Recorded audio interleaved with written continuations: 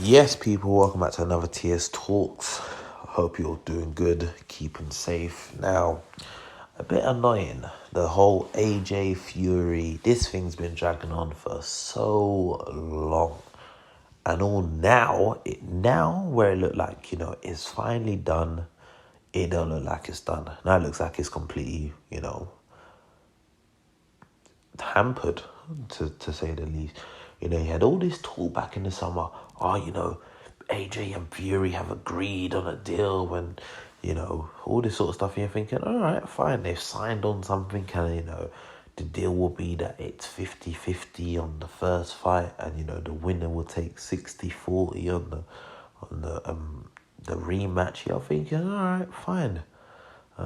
Joshua just needs to get through Pulev and maybe sort out the Usyk situation and see how it goes. Manages to kind of iron out smoothing over the Usyk situation. Fights Pulev, mandatory defense. Brushes Pulev, and you're thinking, all right, cool. That was in December.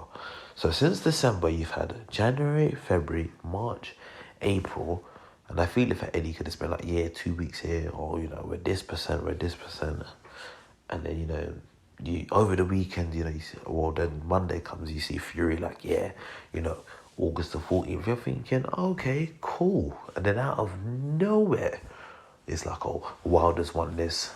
I can't even say a word properly. But he won this, this case, basically saying, and the judge basically ruled that him and Fury need to fight by September the 15th. I believe that's the day. And then Fury's come out and said, oh, Wilder's asking for 20 million, step aside. And Malik Scott, who's part of Wilder's training team, saying that, oh, we don't want step aside money, we want Fury's blood. And at the end of the day, as much as I found it odd that Wilder kind of went ghost following the rematch, the talk is that apparently he's been chasing this rematch since April 2020. If that's the case, then so be it.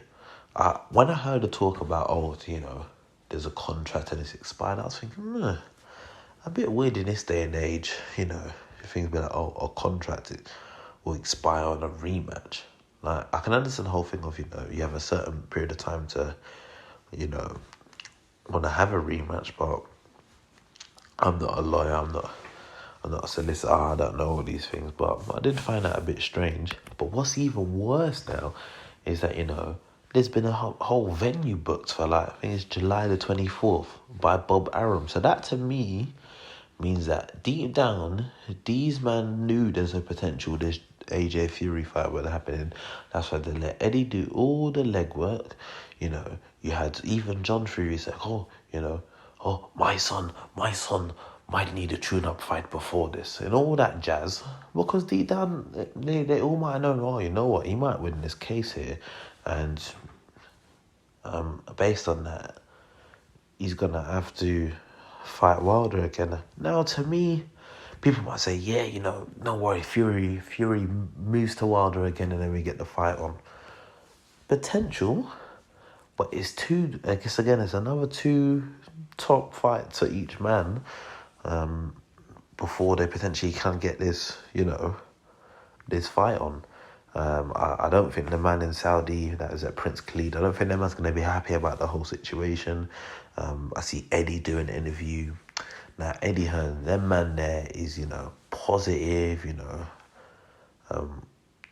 everything, glasses, half empty sort of man. Them man there, positive to a T. When I saw his interview on the Matchroom YouTube channel, I was like, yeah, them man there looked deflated. And that's when I kind of knew. I was like, this guy is positive to a T. I'm all reading his relentless book at the moment, and it's motivational to me. So when I see him looking deflated, I'm like, damn. But it's like, you look at it now, it's like, what? So AJ would probably have to fight Usyk to get that mandatory out of the way.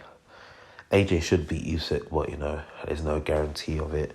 Then obviously Fury's got to, fight Wilder again. Obviously both of Fury and Wilder have been inactive since they last fought each other back in February 2020. But it's a thing of, Fury can do that outboxing thing. Fury can probably come at him and bad him up.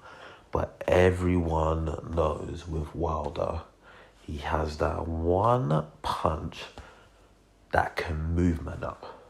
Everyone knows that. They even move man up. He has that one punch that can knock man out. Everybody knows that. And that's what everyone said about Wilder for time. He's like, boxing wise, he might not be the best boxer, but he's got that power in that hand that will sleep man. So, proper sleeping tablet, lay man out. So it's annoying, it's jarring. It was already annoying that I was thinking you're going to have some undisputed heavyweight fighting between two Brits in Saudi Arabia. But this is even worse now. Because if even if Fury wins now, is Eddie going to want to really do business with these lot now? Bob Arum's kind of shown himself to kind of be a bit, untrustworthy.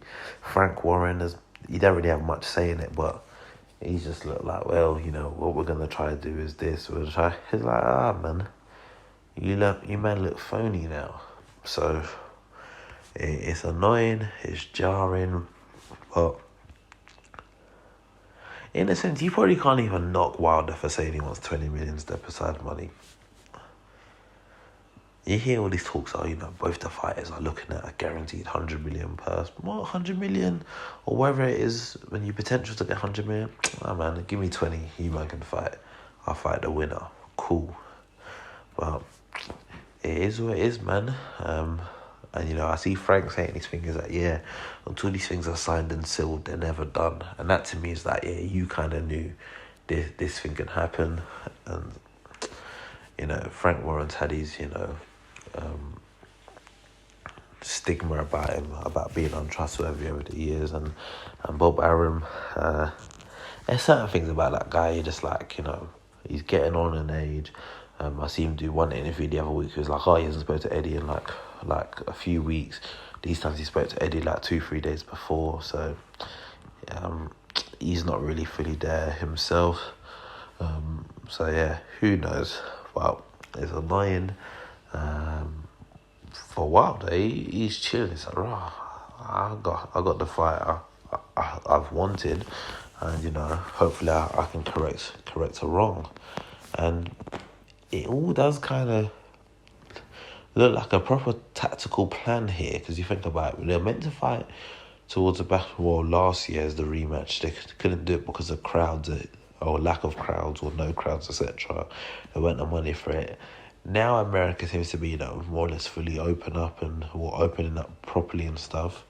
The potential to get a decent crowd in there and make some decent money. So it does make some sense still.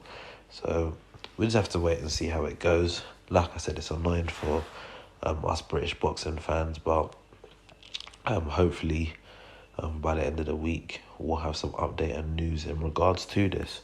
So man, that's it from me on this one. Obviously let me know your thoughts in the comment section below if you're listening on YouTube. If not, if you're listening on any other platform, then hit me up on the Instagram at TSTALKS_, and I'll catch you in the next one. Peace.